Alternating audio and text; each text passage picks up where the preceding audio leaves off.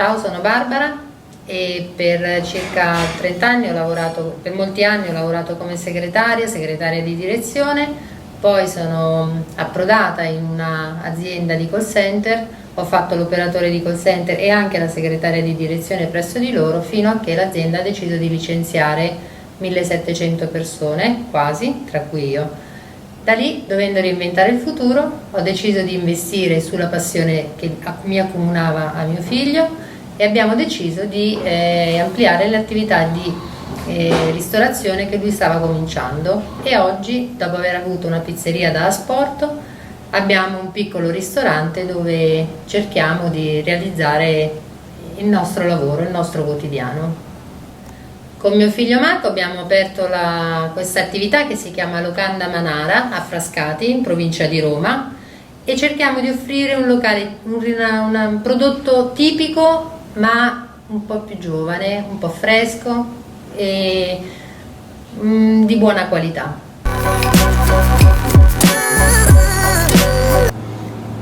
Le competenze imprenditoriali fondamentali per poter svolgere una qualsiasi attività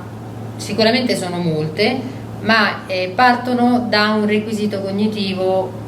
iniziale, che è la creatività. Questa creatività ci permette di riconoscere le opportunità, no? Di poter pianificare e quindi poi sviluppare quell'idea iniziale solo embrionale che nasceva dalla nostra creatività, gestire la pianificazione, gestire poi la realizzazione ed avere motivazione e perseveranza che ci possono portare poi a resistere e a crescere fino a raggiungere l'obiettivo che ci eravamo preposti.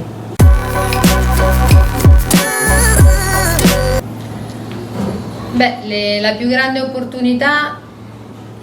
sicuramente è stata la prima difficoltà, nasce dalla difficoltà di aver perso il lavoro e di aver avuto la proposta di utilizzare i fondi europei tramite la Regione Lazio per poter avviare un progetto di autoimprenditorialità. Però se non avessi avuto poi la promessa di un supporto anche organizzativo, come nel caso di Erifo, che mi ha aiutato nel business plan e nell'avviare proprio questa idea, probabilmente avrei rinunciato da subito. Quindi un supporto tecnico da parte di chi già per professione svolge questo lavoro. Le difficoltà principali che abbiamo incontrato sono veramente i cavilli e tutte le difficoltà tecnico-burocratiche, ognuna della quale richiede un consulente differente, diverso, e la capacità di saperle coordinare tutte. In questo è stato fondamentale per me il gruppo, le persone con le quali io ho lavorato, che in buona parte, non completamente, corrispondono anche alla mia famiglia. I fattori esterni all'attività che hanno sicuramente contribuito poi alla realizzazione di un progetto sono moltissimi e ognuno le deve un po' cercare nelle pieghe dei rapporti che ha intorno a sé, che può essere il dipendente bravo e competente, che può essere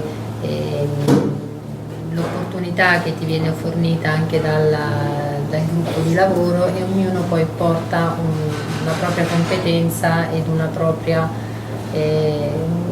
proprio contributo per la crescita del progetto. Quindi bisogna cercarlo a volte un po' nelle pieghe di tutto ciò che ci sta attorno. Non è proprio lampante o palese, però ci sono molte opportunità che ci aiutano poi a finalizzare un progetto.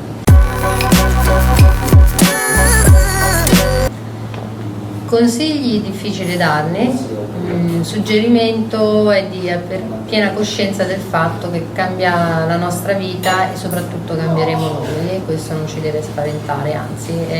si cresce a qualunque età e bisogna essere disponibili a cambiare e a mettersi in discussione, e questo è sicuramente un punto di partenza, averne consapevolezza.